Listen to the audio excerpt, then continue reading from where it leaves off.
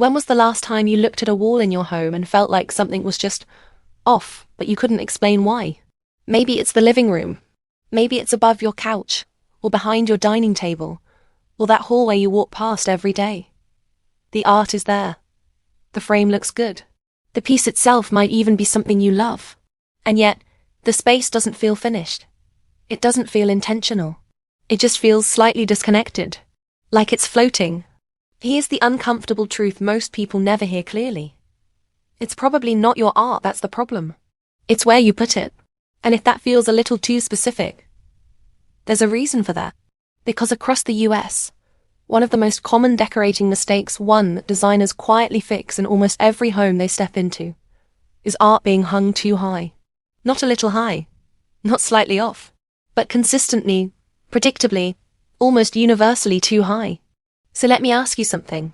If you walked into your living room right now and measured the center of your artwork from the floor, what number would you get? Take a guess. Because most people assume they're somewhere around eye level. That's what we've all heard, right? Hang art at eye level. Simple enough. But here's where it gets interesting. When researchers and interior designers actually look at how people hang art in real homes, the average center height ends up being closer to 65, 68, sometimes even 70 inches from the floor. And that doesn't sound like a big difference until you understand what the correct number actually is. 57. Not 65. Not 68. 57 inches from the floor to the center of the artwork.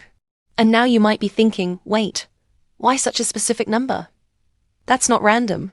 That measurement comes from gallery and museum standards across the United States. It's based on average human eye level.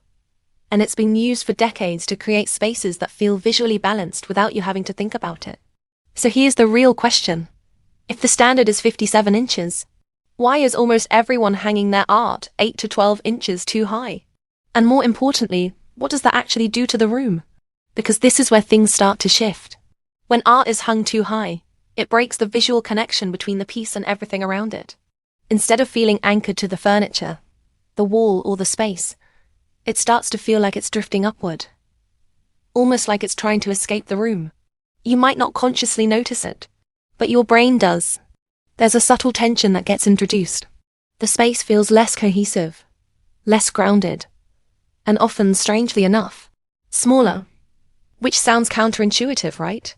You'd think placing art higher would make a room feel taller, more open, but it doesn't. Because what actually creates a sense of height isn't how high your art goes. It's how well everything is visually connected from the floor up. When there's a gap between your furniture and your artwork, your eye doesn't flow naturally through the space. It jumps. And those jumps make a room feel fragmented. So now think about your couch. If you have a piece of art hanging above it, how much space is there between the top of the couch and the bottom of the frame? Be honest. Because in most homes, that gap ends up being 10, 12, sometimes even 18 inches. And here's the part most people don't realize, that gap should usually be around 6 to 8 inches. That's it. Close enough to feel connected. Far enough to breathe. So now we've got two things happening at once. The center of the artwork is too high, and the space between the furniture and the frame is too large. And together, they create that floating effect that makes a room feel unfinished, even when everything else is in place. But that's just one layer of the problem. Because even if you fix the height, there's another mistake that shows up almost just as often. Size. Let me ask you this. Have you ever seen a large wall with a single, small piece of art placed right in the middle? Maybe it's centered perfectly. Maybe it's even at the right height. But it still looks lost, like it's not quite enough. That's because scale matters just as much as placement. And this is where a lot of people unintentionally hold back. When choosing art, there's a tendency to go smaller than what the space actually needs. It feels safer, less committal, easier to move later if you change your mind. But the result is something designers call postage stamp art, a piece that's technically correct, but visually underwhelming. So here's a question that might change how you see your walls. What if the problem isn't that your room needs more decor? That your art is simply too small for the space it's trying to fill? Because there's a guideline for this too. When you're hanging art above furniture like a sofa, a console table, Or a bed, the artwork should typically be about 2/3 to 3/4 the width of the furniture below it. Not half. Not a quarter. 2/3 to 3/4. And when you hit that range, something interesting happens. The room starts to feel intentional, balanced, complete. Your eye knows where to go. The space feels designed, even if you didn't hire a designer. But when the art is too small, the wall feels empty. And people often try to compensate by adding more pieces, without really solving the core issue. Which brings us to another pattern you've probably seen, or maybe even created yourself. Gallery walls. Now, gallery walls can look incredible when they're done right. They add personality, depth, and a sense of story to a space. But here's the question most people skip before they start hammering nails into the wall. What is the structure of this arrangement? Because what usually happens is this. People collect a few frames they like, start hanging one in the center, then build outward piece by piece, adjusting as they go. And the result? It ends up feeling random. Not because the pieces are bad, not because the spacing is wildly off, but because there was no underlying plan guiding the layout. So let me ask you something. If you took every piece off your gallery wall right now and laid them on the floor, would you know exactly how they're supposed to go back up? Or would you be guessing again? Because this is where the biggest shift happens. The difference between a gallery wall that feels curated and one that feels chaotic isn't the frames. It's not even the art. It's the layout. And here's something that might surprise you. Most well-designed gallery walls are planned before anything goes on the wall. Not loosely planned, not roughly sketched, precisely arranged either on the floor with paper templates or using digital mock-ups. Because once you define the outer boundaries of the arrangement, everything inside it starts to make sense. Without that boundary, the wall just keeps expanding, and the composition loses its shape. So now think about your own space again. Is your art connected to your furniture? Is it the right size for the wall? Is the arrangement intentional or just assembled over time? And here's the bigger question. If you fix just these three things, height, scale, and layout, how different would your home actually feel? Because we haven't even touched some of the smaller details yet. The ones that quietly separate a space that looks fine from one that feels undeniably put together. Things like spacing between frames, alignment across multiple walls, how lighting interacts with artwork, even how the color of your frames affects the visual weight of a room. And once you start noticing those, you can't really unsee them. Now here's where things get even more interesting. Because once you start correcting height and scale, your eye naturally becomes more sensitive to something else that most people never consciously think about. Spacing. Let me ask you this. When you look at a group of frames on a wall, what tells your brain that they belong together? It's not just the style. It's not just the color. It's the consistency of the spacing between them. And in most homes, that spacing is all over the place. 2 inches here, 5 inches there. One frame slightly closer, another drifting just a bit too far. Individually, those differences seem small, almost insignificant. But your brain reads them immediately. Because when spacing isn't consistent, the arrangement starts to feel accidental instead of intentional. It creates a kind of visual noise that's hard to describe but very easy to feel. So here's a simple rule that changes everything. When you're hanging multiple pieces, aim for consistent spacing between each frame, typically around 2 to 3 inches. Not approximately, not close enough. Actually consistent. Because that uniformity is what turns a collection of separate pieces into a single cohesive composition. And once you see that, you start noticing it everywhere. But spacing leads to something even more subtle. Alignment. Have you ever walked into a room and felt like something was slightly crooked, even if you couldn't point to exactly what it was? Sometimes it's not that anything is physically crooked. It's that the lines don't relate to each other. Your art might be straight, but is it aligned with anything? Is the top of the frame aligned with the doorway? Is the center aligned with a light fixture? Is there any relationship between that wall and the one next to it? Because great spaces don't just have straight lines. They have lines that talk to each other. And this is where a lot of homes start to feel disconnected. Every wall is treated as its own separate decision.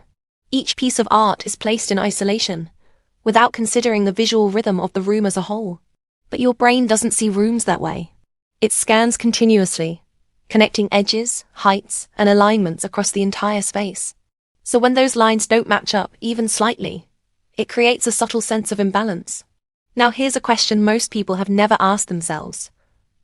What if your art isn't just decorating a wall, but actually shaping how your entire room is perceived? Because it does. And that brings us to something even more overlooked. Lighting. Think about this for a second. How often do you look at your art in the exact lighting conditions it's meant to be seen in? Most people hang a piece, step back, glance at it for a moment, and then never really evaluate how it interacts with light again. That lighting can completely change how art feels in a space. Too dim, and the piece fades into the background. Too harsh, and it creates glare, flattening the texture and detail. Poorly positioned, and it casts uneven shadows that distract more than they enhance. And here's the part most people miss. Even perfectly placed art can look wrong if the lighting doesn't support it. So now imagine this. You fix the height. You correct the scale. You align everything properly. The spacing is clean, consistent, intentional. But the lighting still isn't right. Something will still feel off. Because design isn't just about placement. It's about how everything interacts. Now let's go one layer deeper. Frames. At first glance, this might seem like a purely aesthetic choice. Black, white, wood, metal, it feels like personal preference. And to some extent it is. But frames also carry visual weight. A thick, dark frame feels heavier. It draws more attention. It anchors the piece more strongly to the wall. A thin, light frame feels softer. It blends more easily. It allows the artwork itself to take center stage.